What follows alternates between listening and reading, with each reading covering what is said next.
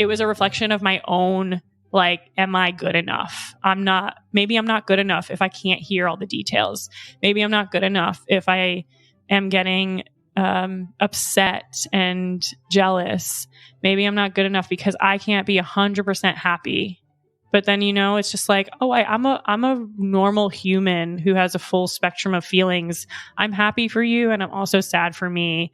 I'm excited for you, but I'm also feeling insecure about this. And I think there's a huge piece of work that I do with my clients, is integrating these parts and loving all of them too. Welcome to Normalizing Non-Monogamy, the podcast where we interview incredible people from across the entire spectrum of non-monogamy to hear their fascinating stories. We strive to bring guests on the show who have a healthy approach to non-monogamy. However, it's important to remember that everyone does it a little bit differently, and the views and opinions expressed by our guests do not necessarily reflect our own. Additionally, we produce this show for entertainment purposes only. Please be aware that we aren't doctors or therapists. Consult a medical professional for anything regarding your health that you might learn about on the show. Enjoy! Well, welcome to episode 309. We're Finn and Emma, and today we have a beautiful conversation with Orit. Orit has been with her husband for about 10 years. They actually had conversations about opening up their marriage early on. However, they were really triggering conversations for her. And so they stopped those conversations or paused them and really did some work to each of them and together on healing and understanding what was happening before they more officially opened their relationship many years later. Yeah, I think to build on what Emma said there, so much of this conversation actually unpacks a lot of the work that she did and that they did and how they did it, and that it wasn't a linear path. And then once they got into it, how were they able to work together on past traumas, transitioning relationships, transitioning their own relationship, even though they stayed in it. Navigating NRE. Yeah, NRE came up a lot. New relationship energy. That's right. And so this was just such a beautiful and powerful conversation. So we're extremely grateful to Orit for coming on and for doing the work she does. So Orit is a board-certified dance movement therapist, and she's going to talk about this later on, but she also weaves in how she used her own modality of work to help herself come to a place where she was able to start opening up. And not that that's the goal to get to, but that's where that journey took her. And so just an incredible amount of gratitude to her for coming on, for sharing, and for the work. All of the information about her work and the incredible couples retreat that she's got going on next year can be found on her website, which is linked in the podcast show notes below, or on our website, normalizingnonmonogamy.com, and you click on the podcast tab. For anyone who is a premium subscriber, we're going to jump right into the interview now. And for anyone else, we're going to go through our announcements. First up, the premium subscription. If you're not familiar, it's a way to skip these announcements up front, jump right into the interview, but don't worry, you still get important dates in the outro. To sign up, go to our website, normalizingnonmonogamy.com, scroll down on the homepage, and you'll find sign up links there. Those important dates that you would hear about later on. One of them is our upcoming virtual meet and greet. Yes, that is October 20th. If you're not familiar with these, we do these monthly. It is a great, low stakes, easy peasy way to meet amazing humans from all over the world. We use Zoom breakout rooms. We ask questions. We put you in small groups. We let you talk about those questions. Then we scramble the rooms. We ask a new question, and we do it again and again and again for about 2 hours. Yes. And then you leave feeling amazing. You've met a whole bunch of new friends. And then you might even think about joining our virtual community. But before we tell you how to do that, to sign up for the virtual meet and greets, you head over to our website, again, normalizingnonmonogamy.com. You click on the events tab, and there is a link right there to sign up. And a quick reminder, these are open to anyone. You just must be open-minded and respectful.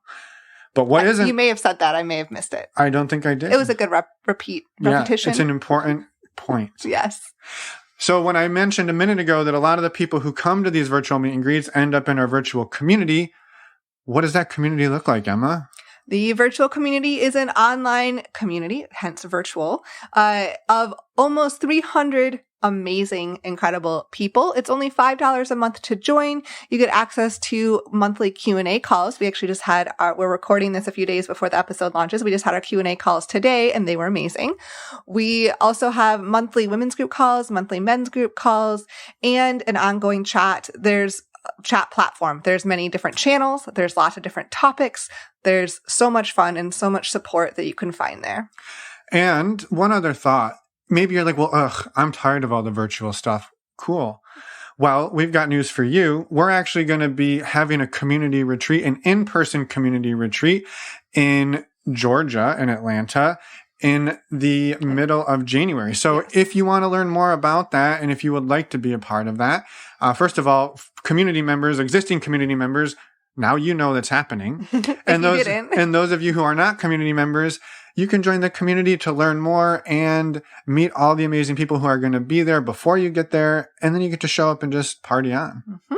So more information on how to sign up is over on our website, normalizingnonmonogamy.com. Click on the community tab, and it is pretty self-explanatory. While you're over there, you can also click on the podcast tab. Our website has some new updates. It's exciting. But while you're on the podcast tab, you can click on the Ask Us Anything. These are new episodes that we are putting out on a monthly basis. It's as the name suggests. Please, we want you to send us questions so that we can answer them. And not only will we be answering them, but we have a special guest joining us. Yeah, I'm going to be doing these episodes primarily with Miche, who is a coach and therapist and works with the team at Expansive Connection. Many of you know or have heard or remember Catherine. She works with Catherine, and she is absolutely incredible. And so we are super pumped to do these, but we would love your questions. Yes. So like I said, go to the Ask Us Anything tab, read about it, send us a question. We'd love to hear from you. And the almost last thing we wanted to remind you about is our favorite way to get tested for STIs. That is the one and only stdcheck.com. It is amazing. This is the service Emma and I use and have been using for years. It is affordable at $129. When you use the links on our website, you save $10. That's how you get it down to $129. And it helps support the show financially. But the real reason to use this is it is fast. It is easy. You sign up online. You can have your forms sent straight to any one of the thousands of LabCorp or Quest diagnostic labs. You go in, you're literally there for like 2 minutes. You barely even get to meet your phlebotomist before you're out the door, and you've got a text within 24 to 48 hours telling you your results are ready. You can then share them with everybody that you need to, and then you can have a great time. Mm-hmm.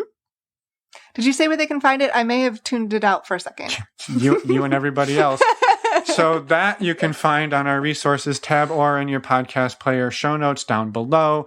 And one other thing that we recommend, if you're going to go out and meet a whole bunch of people, it's really important that you dress properly. Yes, this is a quick reminder, especially with the holidays coming up, that we have shirts on our website. They say "Give Love" with our logo on them. They are super cool shirts, if we do say so ourselves. You can get shirts, tank tops, like t-shirts, tank tops, long sleeve shirts, and sweatshirts. So go check it out. We'd love for you to try one and see if you like it. What I recommend is a bit of a trifecta. You take a tank top, and over that you put a t-shirt, and over that you put a sweatshirt. You could even put a long sleeve shirt in there. So it's going to be a four-parter, a quadfecta. And yeah, really what it is as you're having your safer sex conversation, every time you get through one of the steps, you take a layer off. And each time you're just like, more shirts, more shirts, more shirts. And then everybody has a good time when you get to the end. Mm-hmm. Or something like that. Something like that. So send us your opinions about that or questions, and we would love to hear from you. Send us an email, send us a voicemail. We absolutely love hearing from everybody, whether you would like to come on the show, whether you want to tell us about how many shirts you're wearing, or if you have just a question for us. And with that, we'll jump into the interview with Orit. Welcome to the podcast, Orit. We're super excited to talk. We've we've got all the technical bugs worked out, so it's time to party. Welcome. Thank you so much for having me. Yeah. Well, let's jump in just right with having you introduce yourself, and then we'll find our way to your non-monogamy journey somewhere in there. Sounds great. So my name is Orit Krug, and I am a board-certified dance movement therapist. It's kind of a fancy way of saying that I help people access and heal trauma through their bodies and through movement.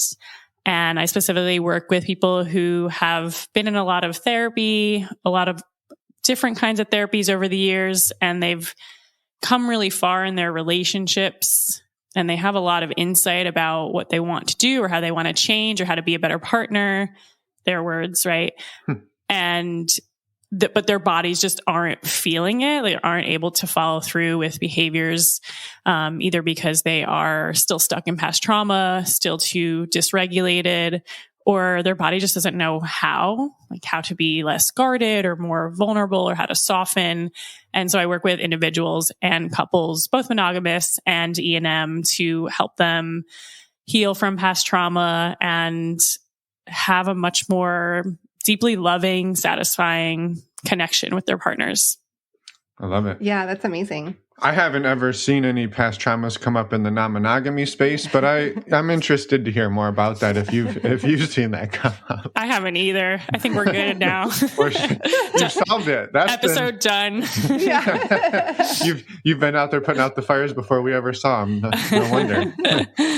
I love it. Well, we're definitely going to dive into all of that. We'd love for you to, I guess, let us know and share where non-monogamy kind of entered your life. Sure. So I met my husband, Aaron, 10 years ago, and we talked about the possibility of being open as an idea. And it was just kind of spontaneous. And we both were in alignment about someday we could do that. We're open to it. And at the time that I met him, I had actually had so much unresolved trauma myself from my past. And it was something that I was open to, but it was the conversation alone of us being with others or being sexually involved with others was so triggering to me. Like I had already went straight to, does he not want to be with me? Am I not good enough? And it triggered a lot of trauma just even having that conversation, even though I knew internally, I was like, this is something I'd want someday. Mm-hmm. And so I basically said to him, I can't talk about this now. Let's maybe talk about it another time. I just I started making up stories that maybe he was already cheating. So it just wasn't healthy. And fast forward to I would say about 3 years ago, I started thinking about it again. And over the past 10 years, I've done a lot of healing, a lot of resolving past traumas, and become a much more securely attached and stable, and even more than stable, just thriving person and partner. And I started thinking about being open again. And in my perspective, being open was it was more of a sexual thing. Mm-hmm. That's all we kind of knew about it. I mean, maybe we've heard of being poly, but that wasn't even on our radar. So I started thinking about it for a while, and I was like, let me just see if these thoughts stick, if this desire sticks. And then about 2 years ago, I was like, I am interested in this. I want to explore this with you. And he was on board. And we live near New York City. So once I'm ready for something, I'm like, all right, I'm going to make it happen. And so I found an erotic party in New York, and we went a couple weeks later. I would say we were swingers for about a month, maybe, if that. Short stop on the journey. Yeah. That was our opening. And then, we started exploring separately. I had met someone and I was like, hey, I'm interested in exploring separately. We made this agreement that, when I say it today, I'm like, ugh, but we didn't really know better at the time. We made this agreement that we could explore separately, but it would just be a sexual thing. And then, of course, can't control who we fall in love with. And I caught feelings for this person. And after a lot of working through a lot of trauma that came up, which we can totally talk about, and denial and the guilt of feeling for someone else, I finally realized about a year ago, I'm poly.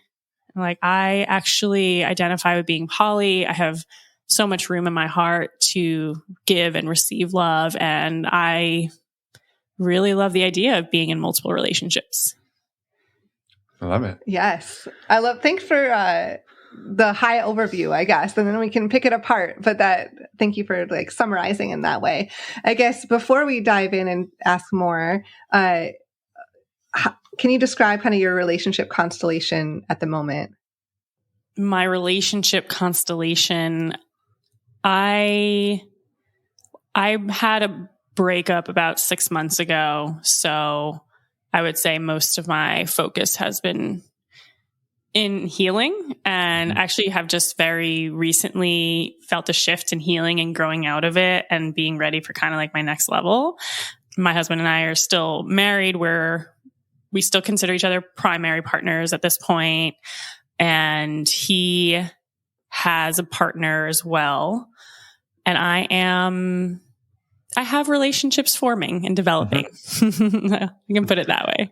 Yeah. Awesome. It's amazing. So going back in time, I again appreciate the overview. You wound up, the conversation came up early in your partnership, it sounds like. Had either of you had any exposure to that was the basis for that conversation? Or was that just something like you dreamt up one night at dinner? You're just like, wow, here's a thing. We both listen to Joe Rogan podcast, and Christopher Ryan was a recent guest talking about sex at dawn and, non-monogamy. And so I don't remember who brought it up, but we were both like, yep, that makes sense. And so it made sense sort of in a logical way. But once you started talking about it, it sounds like things started coming up for you that were like, yeah, logically, but I can't do that today, just in a practical sense. Yeah. Well, when I first started dating Aaron, I had so many insecurities just even being in a relationship with him. I had brought so much of my past trauma and anxious attachment into our relationship that there was no way I could trust. And not that he gave me any reason not to trust him, but that was my default after being, after going through my trauma and also being abandoned a lot in adult relationships. We were just I was not ready for that at all. Yeah, totally. And I would just can we talk about trauma for just a second for anybody who's listening? Because that's come up a few times. And I think it's important to maybe talk about what that sort of means. Because there's some like big T trauma stuff that can happen to you, right? And that could, again, maybe it's a car accident, something that's like imprinted on you.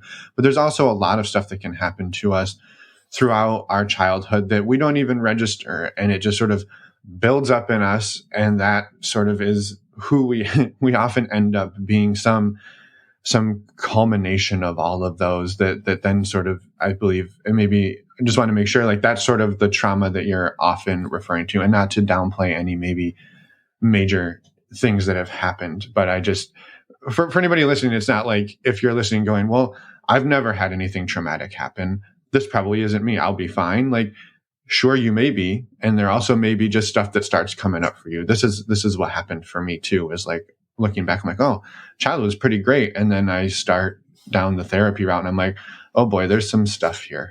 Oh no, there's some stuff to unpack. Yeah. I think that's an amazing question. Thank you for asking that and pointing that out, because that can be a common misconception. Like, oh, I didn't experience any trauma. Like, I was happy growing up and all of that. And of course, there are the blatant, obvious traumas like a car accident or an incident of sexual abuse or more than one incident.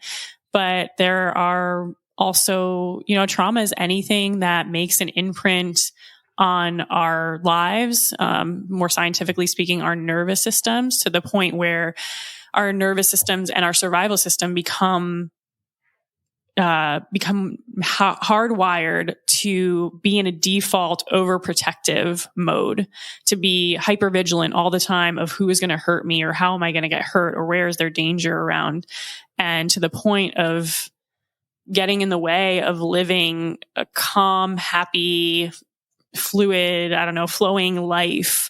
So that could be something huge. That could be a huge event. Well, I think it all feels huge, right? It could be an obvious event, or it could be a little bit of, I've worked with clients who have 7 or 8 siblings and they just didn't get the amount of attention and care that they really needed. And there was no obvious trauma there, but it's still not to shame or call out their parents. And I'm sure they were doing their best, but it's still a form of minor neglect when you can't provide the amount of care that your child needs, emotional neglect. Yeah. I've worked with clients too, who they actually they really can't even cognitively identify any traumas, but that can happen a lot because we are pre-verbal for the first 2 years of our lives. And those same first 2 years of our lives are when we form our attachment styles.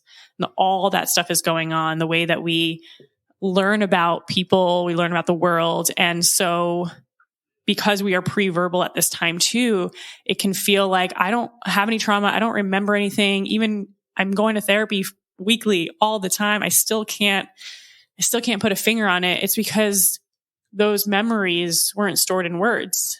Those memories were stored in sensations, how you were touched, or not. Like, I'm not even talking about sexual or any like sexual abuse or anything like that, but just like, sometimes we see little children, like toddlers, being grabbed from the floor in a shopping mall or something. So you can remember that force of being grabbed and picked up, and all those little things, the way someone advances towards you, all the movements and the sensations and the experiences in the body that where trauma is remembered anyway, no matter what age we are. Yeah, the body stores all of that. Yes. Yeah. Perfect. I love it. Well, thank you for that, because I think it sort of informs then. Again, we don't need to unpack all of your traumas here on the podcast, but just that stuff was coming up, and it sounds like it created enough for you to say, hey, yes, someday, but not today. Yeah, put the pause on it. And it sounds like you put that on the shelf for 7 years or so, which is, again, not the first time we've heard that, where people have brought it up and then they're like, put that in a safe place and we will come back to that later. And lock it until we're ready to get the key. Yeah. Well, so what happened for you to take the box out of the closet and take a peek inside? Yeah. Well, as I mentioned, I had healed a lot. I'd become a lot more secure. And at the same time, over the years, naturally, Aaron and I were building a very strong relationship with great communication, and trust was built over time, even through other forms or aspects of our relationship where we had issues, and we just got better at communicating and trusting each other.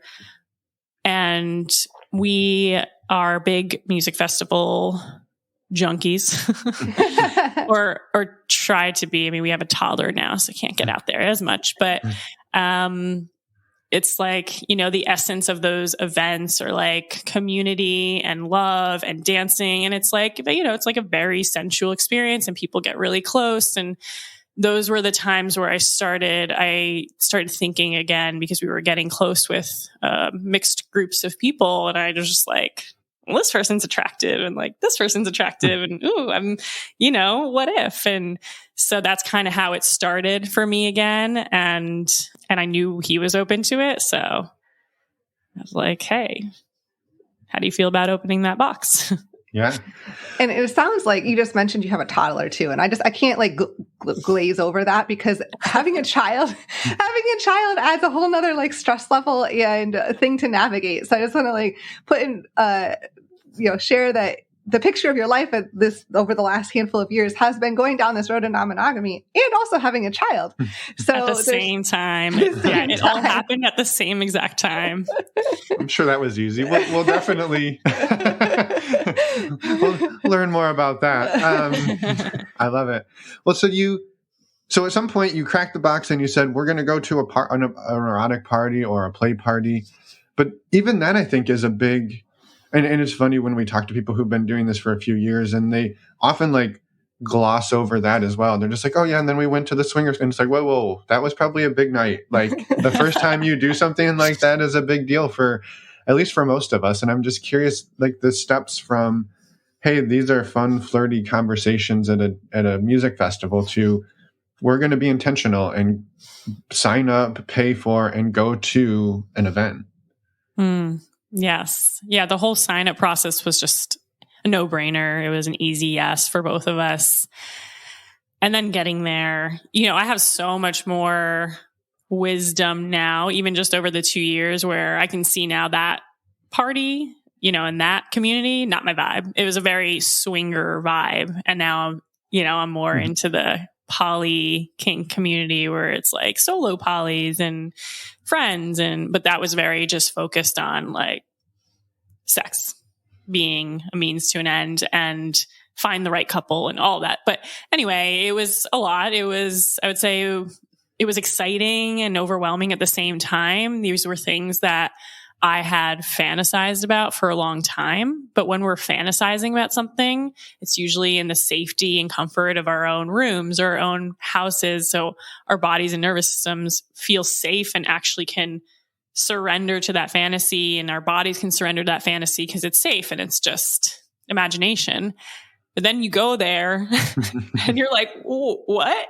Someone pick me up. I need to go home. That's what it was like for me. I mean, like, it was like that for me in the sense, it was very exciting, but my body was, I noticed my body was really tense and I wasn't really able to relax, which is a precursor to becoming aroused and all that. And so I was just like, wow, I just need to, it was a great night and it was such an important part of our journey and we had fun. But I definitely noticed how, that was a big shift. That's huge. I mean, that just recognizing all of that in the moment too. And like, if you bring it back to your body as well, which is, going to be the underlying theme here. Of course. And I love it. But, noticing your comfortability there and how it felt, and like, not that it doesn't sound like it was a bad experience in any way. Like it was a fun night, but at the same time, it's like, this doesn't feel quite right for me, like where I'm at. And so you said that you were swingers for about like a month, right? So we went to 2 parties, I think, total, and had one other swinger-esque interaction. Yeah. But speaking of being a parent, it's also really hard for us to both, just because we also have a lot of other hobbies. It's like, it's hard for us to both be involved. It just makes more sense practically to play separately or to date separately. Totally. Yeah. Well, and so how did that transition come? It sounds like you said you caught the feelings, and I know we're kind of making fun of the swinging scene here, but again, we were in that scene for a decade, so we know it, and we've heard all of the tropes. Like, yeah, we don't do feelings, but you did at one point, and I imagine that was a big shift as well. Yeah, we weren't even trying to explore separately, but I had gone to a show in New York one night and I went with my friend, and Aaron stayed home, and I met someone. It was just like instant desire, and nothing happened because that just wasn't part of our agreement. But I went home and I was like, I met someone and I'm like really interested in exploring. And he was like, yeah, sure, go ahead. And, we just had such a strong, and we still have such a strong connection that I was like, I just was starting to feel really strongly for him. And I'm curious, how did that contrast with again, you were not the same person you were 10 years before, but I think often what we see are the swinger-esque interactions that you mentioned. Those are often a lower hurdle for people to clear, because I think what we see is usually the sexual piece. Everybody gets up in arms about. They're like, "Oh, I couldn't imagine you watching your partner have sex." And then once they do it, they're like, "Okay, the sex was actually pretty easy."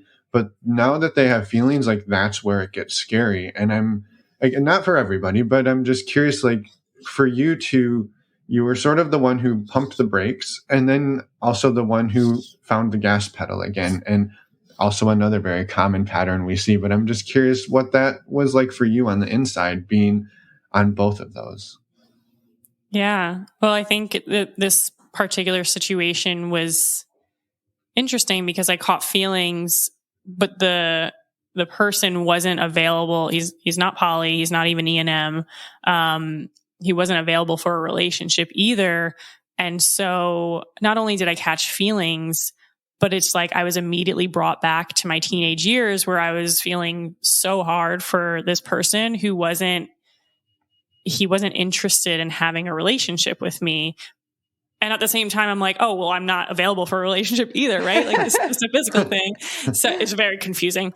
And so all that stuff that I believed I had healed around attachment and the anxiety around this relationship, it really shook my core. I didn't expect it to come up, and I didn't expect to be so impacted by it, but I feel like I regressed to, a teenage girl.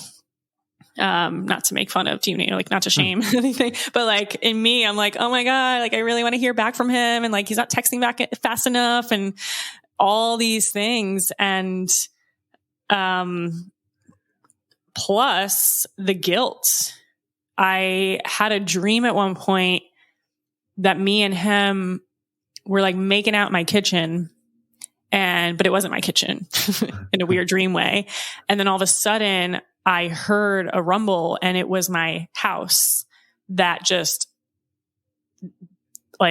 blew. It didn't blow up. It crumbled to the ground. There was no more house.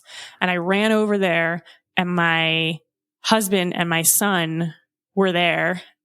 And they were fine. They were just like, "Hey, like, we're fine." And I'm like, wow, my subconscious is making this to be like this huge disaster where I feel like I'm abandoning my family and destroying everything. And they're like, "Yo, what's up? We're good." Yeah, you just destroyed our lives, but thanks for kissing that guy. Yeah. No, but Aaron was fine in the dream. He was just chilling. And when I finally told him, because I didn't fully admit to him right away that I was having feelings. I think I didn't fully admit to myself right away. He was like, he had some questions, but he's like, "Hey, it's okay. You're experiencing NRE." And I was like, "What? What's that?" And he sent me this really good Reddit article, and I read all about it. And I was like, "Oh my God, this is what I'm experiencing." And it's so intense. And in the end, Aaron wasn't threatened at all that I had feelings for someone else. Maybe it would have been different if we were, I was actually getting into a serious relationship with the guy. But he was just like, "Yeah, it's okay. Yeah. And I support you." I love that. Wow. And NRE, for anybody who's not familiar, is new relationship energy. And I'm curious. And can be really intense. Can be. Yeah, sometimes on occasion. Yeah. I'm curious. This is an interesting place of again, these are things we hear from people often, and I'm just going to ask, like, did you, at this point of catching feelings and you're deep in NRE, even though there's not really a relationship there, I think we often see where people don't stop and think about, well, my partner might also do this, and they might also be feeling these things. We're usually just so absorbed in what's going on for us that then when it comes up in the other direction, I'm just curious, did that ever cross your mind? Like, this is super intense. Aaron said, "Go for it. No big deal." Was there ever a thought like, but what happens in reverse, or did that come later? I don't know if I had that in reverse at the time. but it definitely has come up since then. which I love you saying, because I think that's what often happens. People are like, yeah, this was great. I was having these great relationships, and then they wanted to do it, and it was like my mind blew apart. And yeah. You can think you're ready or think you're prepared, and then when it actually happens, it's a totally different experience. Oh, absolutely. Yeah, I have lots of stories around that probably won't fit into this episode. Well, maybe it is a good point just to take us to the sort of what was the next sort of evolution in that journey for the two of you, because you're now wanting a relationship you can't have. Mm-hmm. Yeah. So me and Aaron, when we actually decided that we were going to do this, we had this overall intention. Like I had my individual intention of seeing this as a pathway to even more evolution of myself, my growth, my ability to love myself, and to be just a healthier, more evolved person in myself and in relationships. So when all this was going on, I'm like, this is so hard. It's disrupting my life so much. These feelings and this anxiety that I'm having, but I know this is where I need to work through this, not push it away. I know I need to work through this in order to, take that path and be even better. And our collaborative intention was that it would bring us closer. This journey would make us stronger and bring us closer. And so I think I had that faith and trust in the process where I took about 8 months of not really seeking anything at all and not dating at all. Cause I was like, I need to heal this. I was just so surprised, and I have an online following and everything. And, I was like, oh, I've really healed from my past trauma. And I really believed it because I had such a healthy relationship with Aaron and I felt so secure. And if I had never opened up my relationship, I would never know that I had this unresolved trauma, because, when you're with one secure person for the rest of your life, you don't really have to confront these things unless flex those muscles. Exactly. So I knew that intuitively that I had to go back to therapy and work through this. And at the same time, nothing was really going on for Aaron either. And he was focused on other things. And that's when I said, I finally just felt a shift back in November, like about a year ago. And I was like, I'm ready again. And I'm poly.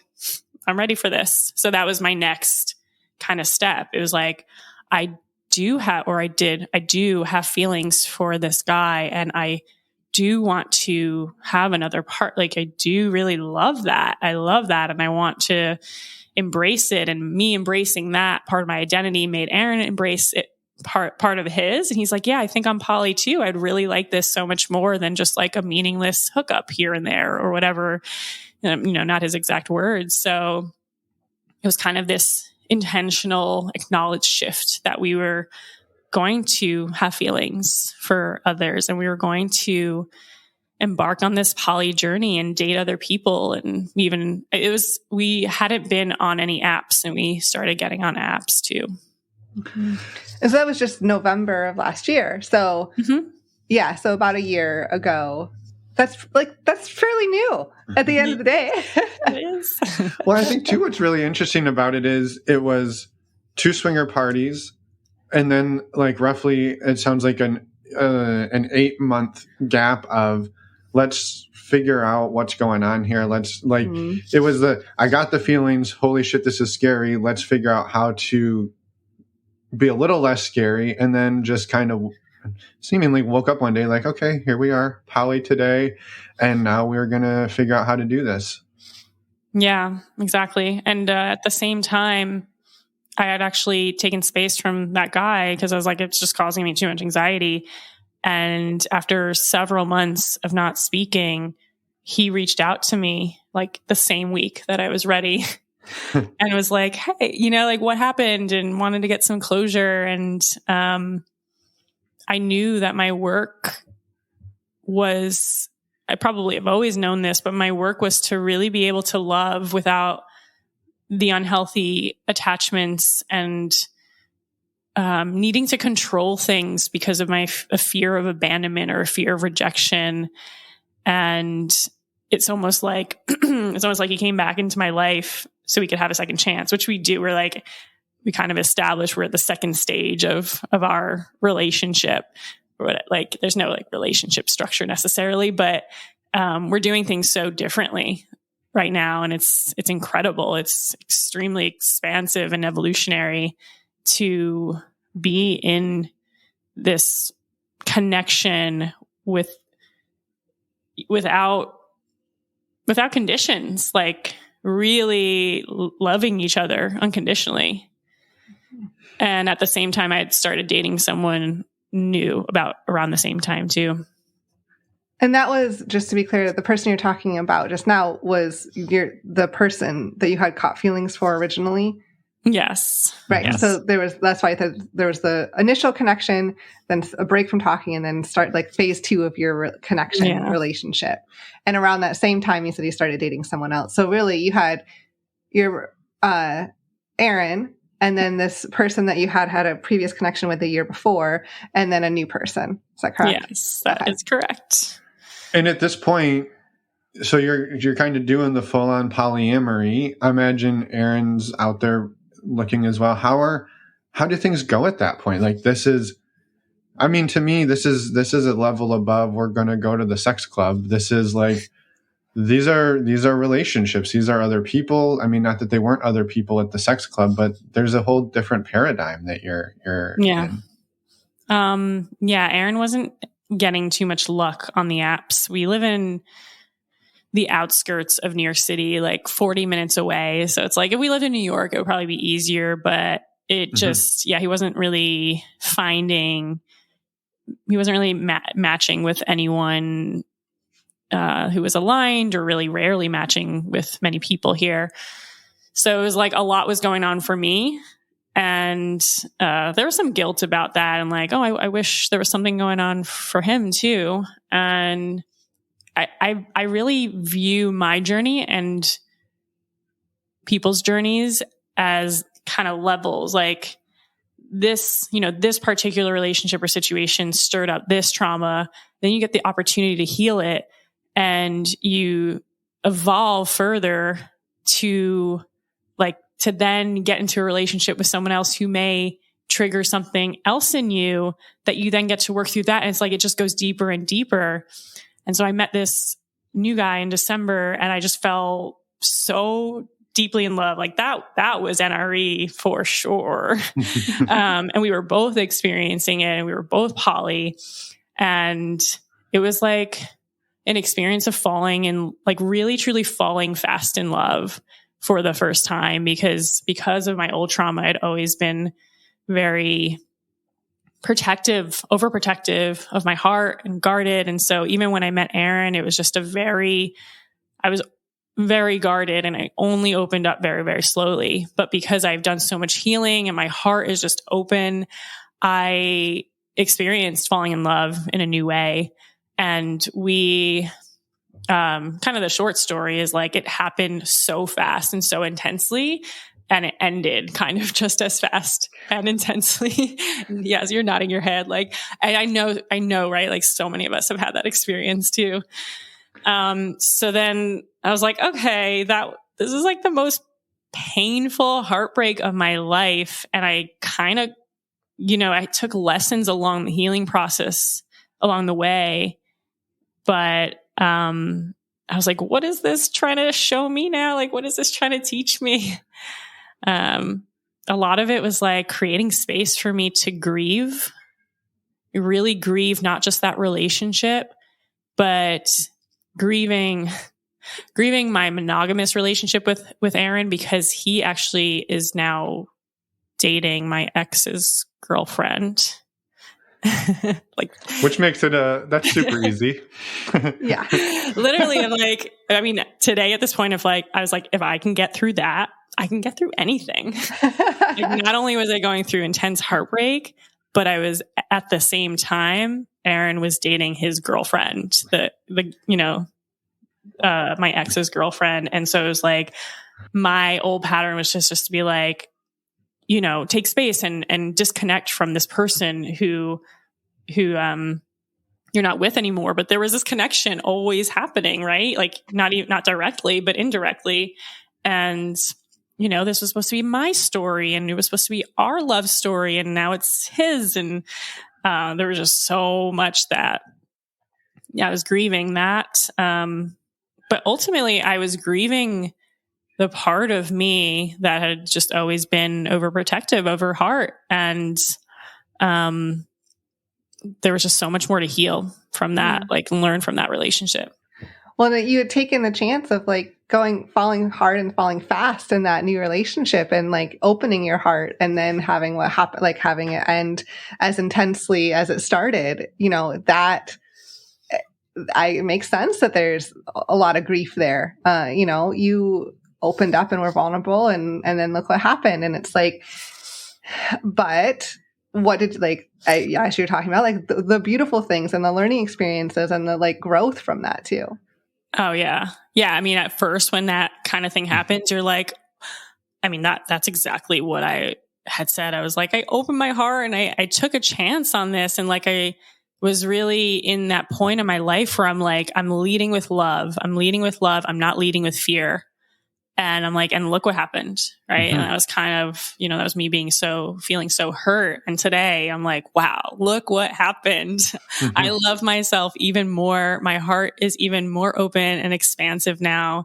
That relationship, you said something earlier in the podcast about, I don't remember exact words, but it reminded me of how I realized that until now, I've been saying I'm E&M or poly, but I had still had such a strong monogamous mindset and conditioning, so that when I fell for that first guy I talked about, it was like all about him in my mind, I guess.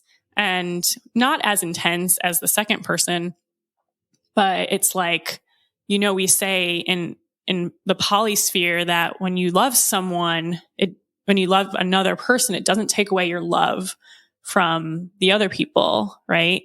It's like, ideally, the love that I have for a new partner wouldn't take away any love from my long-term partner. And it didn't. Like, I didn't love Aaron any less, but I just was more hyper-focused on each of these new partners. And when I was dating the guy in December, I neglected Aaron in my NRE. I really did. And I'm trying to think about why I brought this up. Oh, because it was like, I was still acting very monogamously in these new relationships. And that was a big realization that I had recently, is like, I said my heart was open and that I could have love for multiple partners, but I really couldn't, I just wasn't there yet. Mm-hmm. And like, yeah, I'll stop there.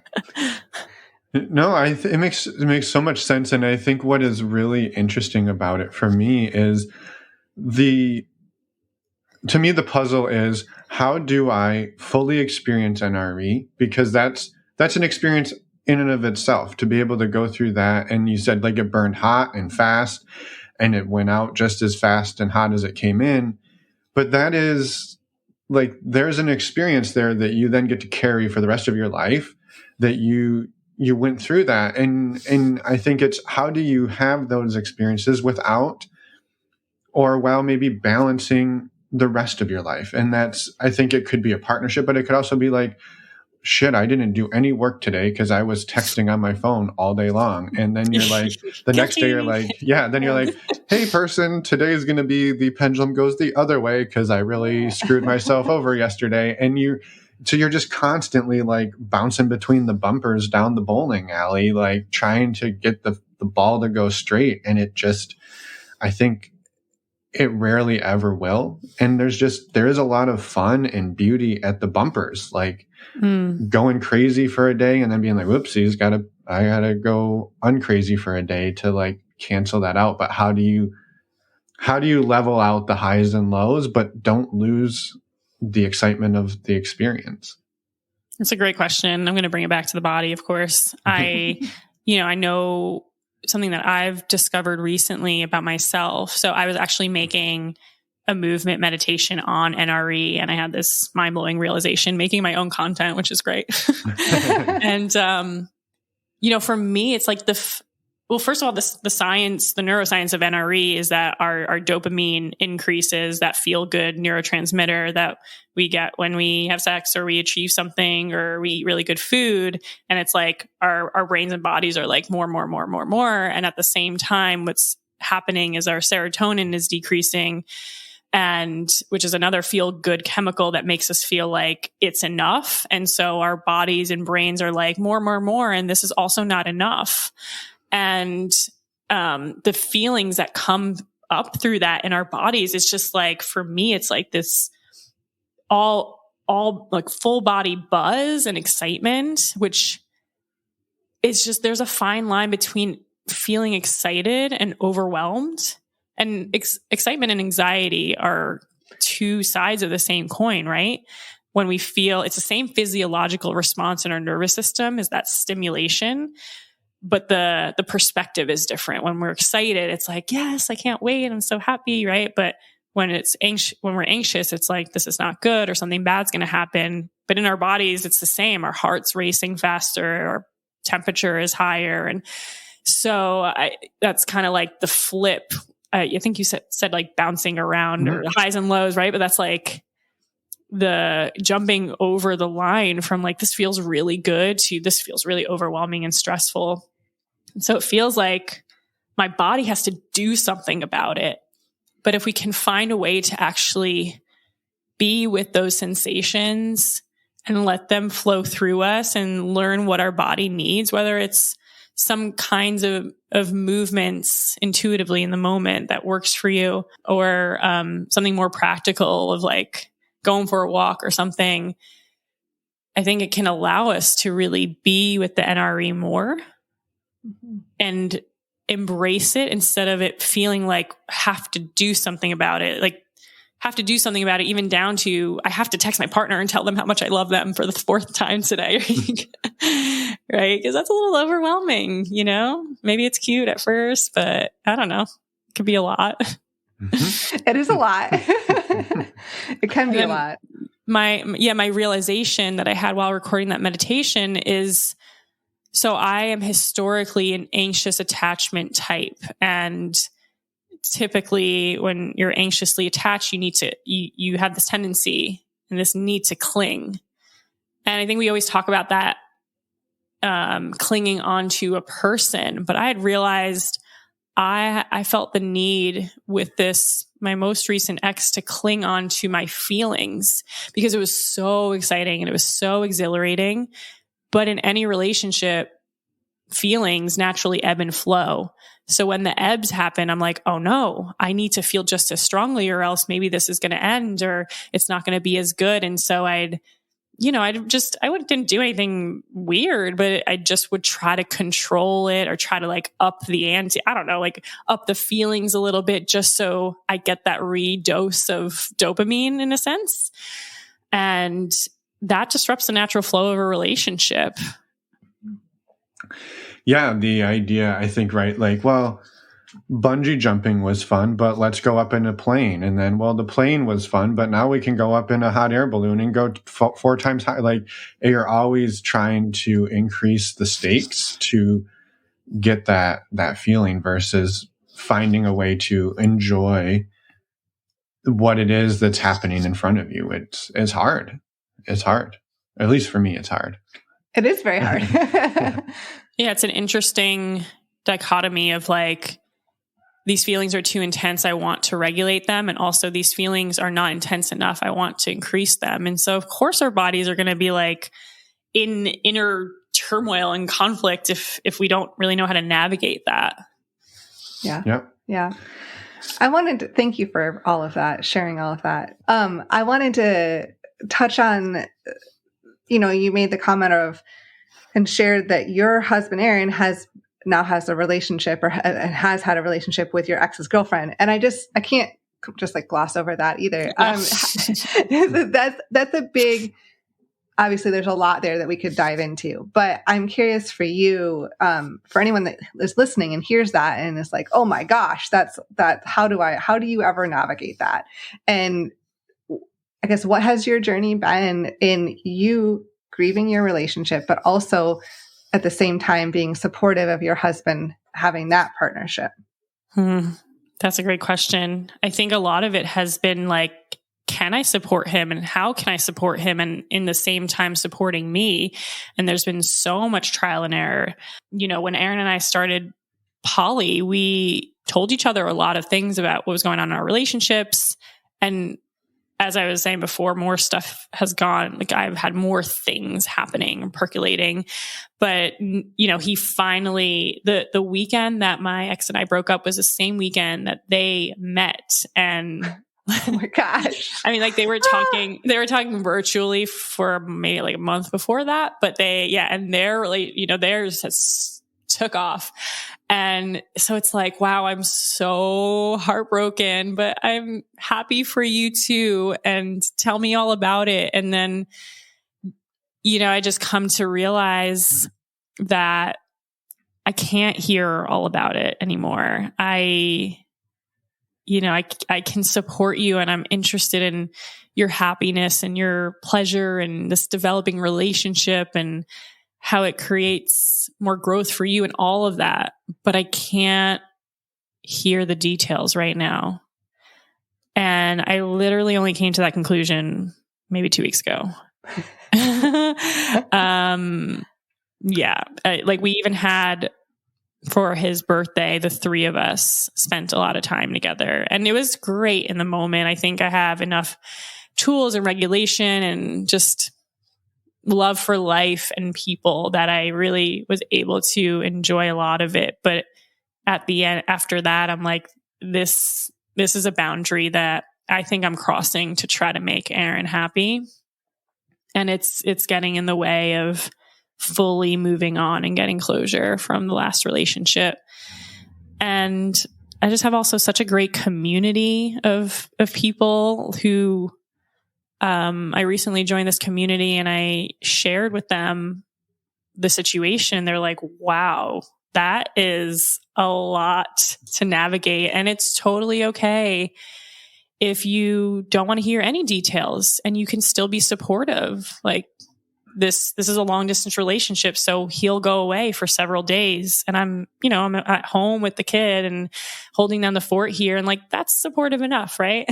And it was a reflection of my own, like, am I good enough? Maybe I'm not good enough if I can't hear all the details.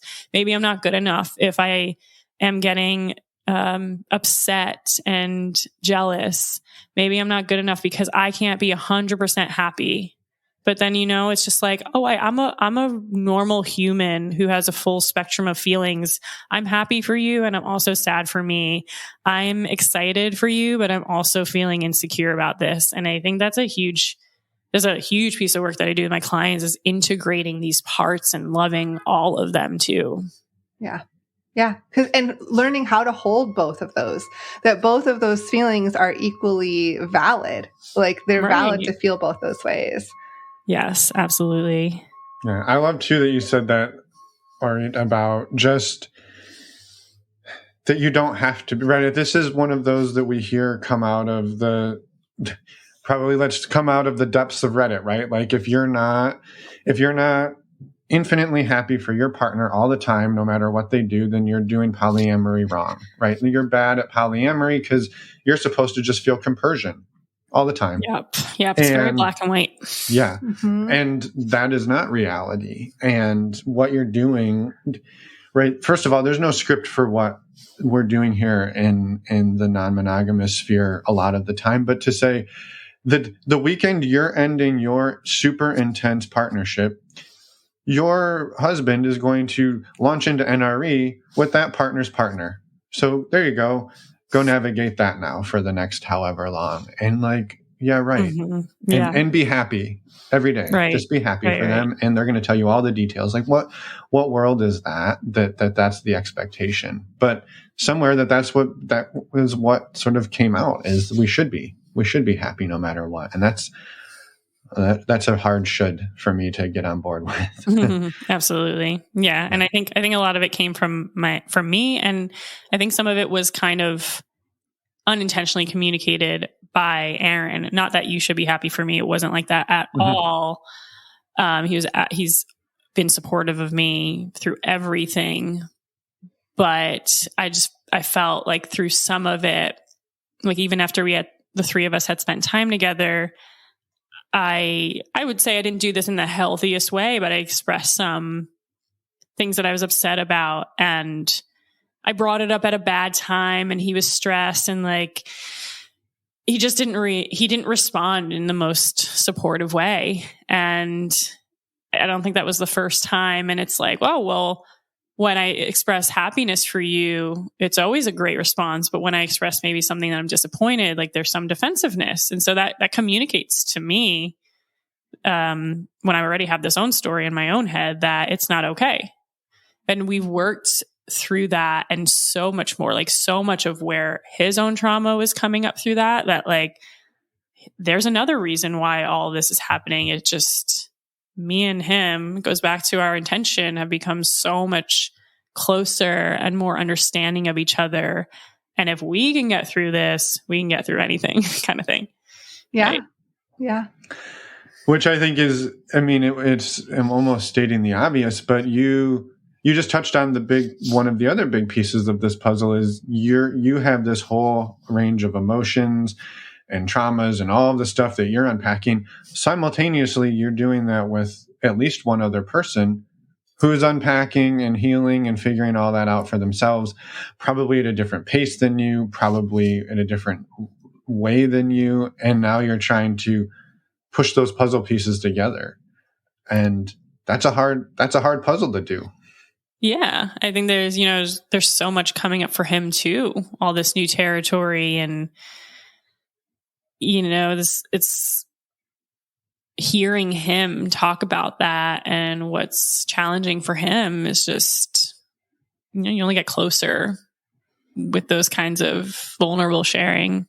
Yeah, I would offer, we had a similar conversation maybe a week or so ago where it was around this defensiveness of, it was Emma expressing like, hey, something is challenging for me. And me being like, it's really hard for me that you're not happier, right? And at the same time, it's not, you should be happier, and I'm mad at you for not being happier. It's just, it's hard for me. And then it's like, well, now you feeling like I'm being defensive. And I probably was feeling a lot of what I'm doing must be wrong if you're not happy for me. And then there was that whole battle of, I think that's so common. Yeah. If I were doing it right, you would be happier. So if you're not happy, I must be doing it wrong. And now it's about me instead of about her and what she's working on. And like, we still play this game all the time. Wow. I'm so happy you just said that. I mean, I'm sorry that it happened, but like that's exactly the defensiveness that comes up for Aaron. It's like the right or wrong thing when it's just like, that's not, and then it becomes about him. Right. And it's like, that's not what it's about. It's just, can you make a space for me to express my feelings? You don't even have to do anything about it. Just support. And through that, like if I'm just met and seen on that first, like the first thing that I'm sharing or what I'm expressing, I think we can easily get to a point where you realize you're not doing anything wrong. These are just my normal feelings, and it's my story, and it's induced by maybe something that's going on for you or with you. But when it gets back to what you said a few minutes ago, of like holding the duality of both of those feelings and being able to express both of them and being heard in that. Yeah. It's hard. It's hard. These conversations are really hard to navigate, and all of it is difficult. Yeah. But well, and two, I think there's the piece where I say, well, I also want to be heard for what's hard for me. And then I have to go, not right now. Yes. Yes. Let's do that conversation later after you've felt heard. And I have to not put mine away forever, but I have to put them away for a little while, and not always good at that either. as Emma laughs. And all each of us want to do is be heard, right? We just want to be heard and seen and loved, and we'll get our chance. Like if we're with a supportive person, we'll get the chance to do that for each other. Yeah. Well, and it takes practice. It takes practice to work on those reactions in the moment, because it's, especially if you have conditioning for a long time of like feeling the need to react. And this gets back to past and all of the trauma and all of like things that have happened in your life, both as a child, but also as an adult, to lead to those patterns, lead to those cycles. And it takes practice to break those reaction and intention, slowing down, and listening to your body and taking care of yourself in that all as well. It takes a lot of practice. So I think that's, I mean, as Finn mentioned, like that's something we're learning and practicing and along the way with everyone else. Yeah. And it does come back to trauma, right? Because that's what I was saying before. Like trauma is something that is, it creates dysfunction in your nervous system. So even when you're having those fight, flight, freeze, shut down, or fawn responses, they're instantaneous. We can't control them in the moment if you're having those fear survival reactions. Like the clients that I work with, as much as they know insightfully, cognitively, I don't want to respond like this. I want to respond in this way instead, or I want to do this differently. The nervous system that is still being hijacked by past trauma hijacks our body's behaviors. So it makes it a constant cycle of, I yelled again, or I got defensive again. And you're, regretting that because I know better. In my mind, I know better, but it's the part of the mind, it's the part of the brain that actually goes offline during those triggered moments. So it's just kind of like, unless you really heal that past trauma and have and regulate your nervous system and open that window of tolerance, which is that calm, cool, regulated place in our nervous systems, so that we can feel these, we can almost feel these reactions bubbling up in our bodies, but we have command over how we want our bodies to respond. Like I'm feeling this heated energy running through my arms and like through my throat and my mouth, and I just want to yell, but, it's fear moving through you. And if I understand how to move that fear through my body and respond a different way, it just looks so different. Looks like such a different relationship. Each person looks so different too. Mm-hmm. Yeah. Yeah. And maybe I'm just noting the time and wanting to be respectful of your time as well. Maybe that's a good transition into a little bit more of your work and things that you want to get out in the world and share. Yeah, sure. Something I'm really excited about is that I'm doing a poly couples retreat in Costa Rica in April of 2024. And it's going to be somatic based trauma therapy. So it's for poly couples who, they've been working on their stuff and they've been even supported in therapy, but it's kind of what I was talking about before, is like your mind understands what you want to do differently, but you just keep running into the same issues and the same patterns just keep happening because of these reactive situations, and the body just can't get on board with what the mind wants. And so it's coming from that approach. It's an all-inclusive, very intimate experience there. And we'll be doing more of that emotional based work, in couples therapy, somatic therapy, and also that will be during the day. And then later at night, it'll be more of like more of an erotic, kinky based somatic work, to help people with just kind of like both of those aspects of relationship, right? Supporting each other and communicating and, just being stronger on the same team, even through the issues that come up in this journey, and also, the sexual aspect and evolving sexually together and also apart as well. I love it. That sounds amazing. Thank you. Yeah, and if people would like to go look at the picture, like I've looked at this website like 4 times over the last couple of weeks because it looks amazing. It looks amazing. So links are in the podcast player show notes to learn more about that and to find Orit's website and all of the work. What is, could you talk a little bit more about maybe like a little bit about your training and background? And then what is, like, if people can't go to the Costa Rica retreat, what does that work look like? Yeah. So I have a board certification in dance movement therapy. I have a master's degree in dance movement psychotherapy. And after thousands and thousands of supervised hours, a licensed creative arts therapist as well. So yeah, like fully credentialed, and I've been doing this for over 13 years.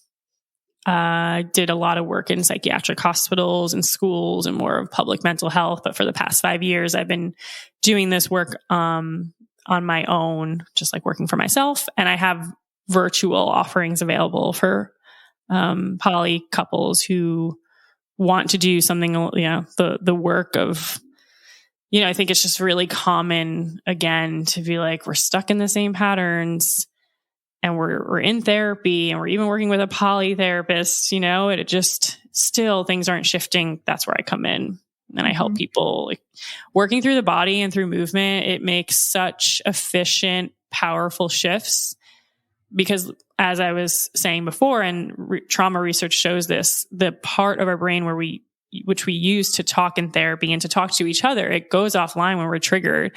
So there's just only so much we can do with talking, and the rest, trauma stored in the body. And the body and movement is the vehicle for which we interact with our world and with each other. And it's not really something a lot of people, I feel like it's not common knowledge yet, but of course, to change behaviors, we need to change the way we interact and move and gesture and with our bodies and with each other. Yeah. Yeah. I love it. And, just to note, you do have virtual options, which mean that you can do this type of work virtually. And I just wanted to comment on that, because people might hear like, dance movement and that wanting to make sure that's in person, which I'm sure is great, but there is a virtual option too. So I just want to make that clear. Yeah. I've been doing the virtual work for 5 years since I started my business, and it's very effective even over the screen. Awesome. Well, links to everything you mentioned will be in the show notes so people can easily find you. Sounds good. Thank you. Do you have an extra minute or two? Well, it might be 5 to answer another question. Yeah. Okay. Yep. This one, I know this is sort of a big one. So it is, you kind of mentioned a few times where you said like that 7 years you went and did a lot of healing, and even the 8 months between the parties and polyamory, you did a lot of healing and work. And I'm curious, to whatever level you're comfortable and whatever level you're able to share, what did some of that look like? Because I think it's easy for people to hear that. And the way you said it very casually is like, oh yeah, I just went off, did a little bit of work, no problem. And here I am 7 years later, time to party. And I think that black box there's a lot in there. And I know that's probably a whole hour podcast by itself, but I'm just curious like a little bit of what that looked like for you. Yeah. I'm not sure how to answer that briefly, but after I graduated from my dance movement therapy program, I had been in therapy, kind of just regular talk therapy, for several years. And this was my experience. I was just repeating the same patterns, the same sabotaging patterns with Aaron when we first started dating. And I was like, he broke up with me shortly. And I was like, this is the first relationship that I have that is actually really healthy. And is just good for me. And I am just sabotaging it. I really need to do something different. And so I enrolled in a dance movement therapy program myself, like as a client, to be in that therapy. And there's just so much that was being stored in my body from my past, the guardedness that I spoke of. And in one of my sessions, like as a client, we were moving with our eyes closed. This was in a group, and it was just kind of pretty open. It's kind of a flow of consciousness, like whatever, close your eyes and allow an impulse inside of you to start moving you. And it could be anything, and just keep going with that stream of consciousness. And because this is in a group of people, you could be on your own, but you could also move closer to people. You could move away, you could interact. And so whatever led me in this one session, I was so close physically with this one other group member. And it was just so intimate the way we were, it was just kind of like, when I say intimate, I just mean emotionally and physically. And in these kinds of sessions, it's not really about the person you're interacting with directly, but it's like, who does this person represent in your life? And we were just moving so intimately together. I was shaking and crying. It was this full body fear response. I was like, wow, I'm so scared of intimacy. I'm really scared. And I've had lots of those kinds of interactions in that therapy where we'd move closer, and all I could think about is like, when are they going to leave? When are they going to leave? When are they going to leave? And like move away. And all of those things that just came up in movement interaction revealed to me all these ways that I was really so scared of relationships. And once I realized all that awareness, which is the process that I take my clients through, like what is the movement revealing, like the way that you're moving with your partner in session when I do couples work, what is that revealing? And then we get to work through it. And so then I'd start playing with intentionally moving closer to people and intentionally playing with that closeness and building more and more of expanding my window of tolerance around it, being able to regulate better through that. And when you do that in a safe space of a session, and you're doing that in your body, it kind of it integrates. It's already in your body. So I was able to take that out and just be more open and vulnerable and intimate with my partner outside of the sessions. And this was over the course of a couple of years. Wow. Thank you for sharing. That's amazing. Yeah. It's that you walked that journey and your, as is often the case, your educational experience in this field that you were interested in and going down that road, and then recognizing where it brings up your own work and then diving into that. And it's just, I think it helps, what you just explained helps people put, I guess, image to what some of the actual work was, and acknowledging that that's just a snapshot. But definitely. Well, and two, right? That was your path, right? Maybe you're somebody who maybe what you need or where you're at, it is talking. Maybe it is something else. And what I was hopeful there was that people at least understood that it wasn't just, you had just closed your eyes and snapped your fingers and you woke up and everything was good. Like there was a huge journey over that time period. Absolutely. Yeah. No quick fix for this. Yeah. I appreciate that. And I appreciate all of your sharing and vulnerability today. Orit. It was a wonderful, wonderful conversation. And I hope, I would imagine this won't be the last time we talk. But until then, is there anything that we haven't asked about that you want to get out there into the world before we let you go today? I don't know. I think if you're struggling on this journey and there's jealousy or insecurity or heartbreak or whatever coming up that is challenging you, I like to encourage you to see it as an opportunity for growth. As hard as it feels in the moment, as much as it feels like you won't be able to get through it, you will, whether it's time or it's professional support or all the above. When you come out on the other side, it's incredible. It's like, I was so excited to do this podcast today because I'm just like vibing high right now. I told you I just like had a shift in all this stuff I've been going through. And it's like, I'm so proud of myself. I love myself so much more, and it's worth all the challenges. I love it. Yes, I love it too. And I'm so glad you were excited about today. I know we were excited. So as Finn said, this very likely won't be the last time our paths cross. And just thank you for everything today. And we're excited for next time. Thank you. This was awesome. Thank you so much.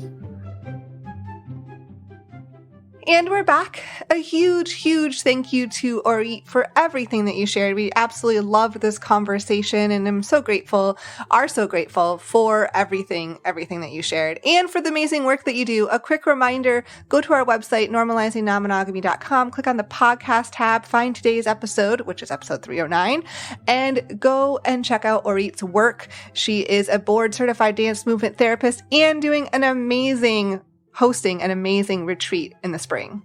So you're going to want to go check it out. I am sad that we can't go. I know. Yes. Damn you, grad school. I know. But others can go check it out. I'm taking applications for anybody who wants to join me in place of Emma. You get to pay, but I'll join you. Okay. That's not really a thing, but it'd be amazing. It would be amazing. All right. Next up, we wanted to remind you all there is a virtual meet and greet coming up on October 20th. We would love to see you all there. There's not much more to say about that. You can learn more on our website under the events tab. You can find out more about joining our virtual community under the community tab. You can get t-shirts under the, well, it's not under the t-shirt tab. It's on the homepage. It's right there on the homepage. You don't have to go very far. And send us a question for the Ask Us Anything episodes. That's also under the podcast tab. And next week, we have a wonderful conversation with 3 amazing humans who are actually part of our community. They are. Anna, Andy, and Jay will be here with us next week, and we can't wait. We're super excited about this interview, so come back and listen. Until then, have a wonderful weekend, and I think that's it. And rest of your week. Bye, everyone. Thanks for listening.